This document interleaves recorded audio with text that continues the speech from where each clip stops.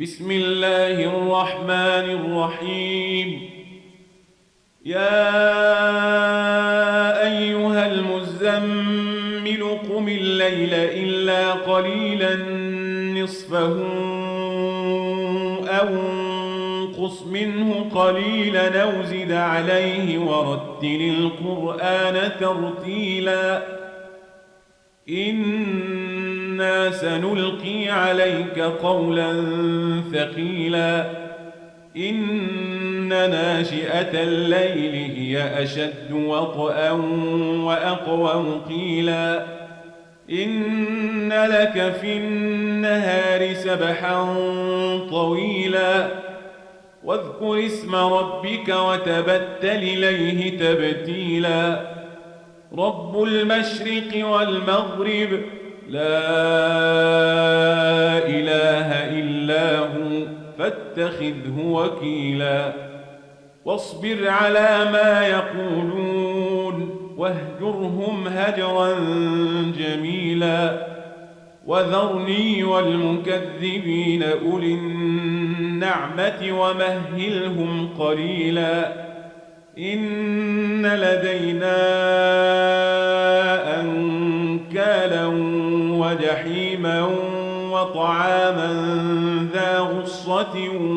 وعذابا أليما يوم ترجف الأرض والجبال وكانت الجبال كثيبا مهيلا إنا أرسلنا إليكم رسولا شاهدا عليكم كما أرسلنا إلى فرعون رسولا فعصى فرعون الرسول فأخذناه أخذا وبيلا فكيف تتقون إن كفرتم يوما يجعل الولدان شيبا السماء منفطر به كان وعده مفعولا إن هذه تذكرة فمن شاء اتخذ إلى ربه سبيلا إن ربك يعلم أنك تقوم أدنى من ثلثي الليل ونصفه وثلثه وطائفة من الذين معك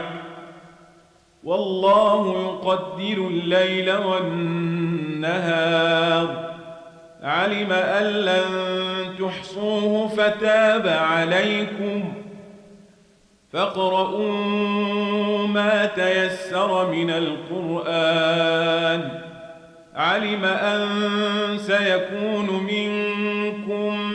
مرضى وآخرون يضربون في الأرض يبتغون من فضل الله وآخرون يقاتلون في سبيل الله فاقرؤوا ما تيسر منه وأقيموا الصلاة وآتوا الزكاة وأقرضوا الله قرضا حسنا وما تقدموا لأنفسكم من خير تجدوه عند الله هو خيرا وأعظم أجرا واستغفروا الله إن الله غفور رحيم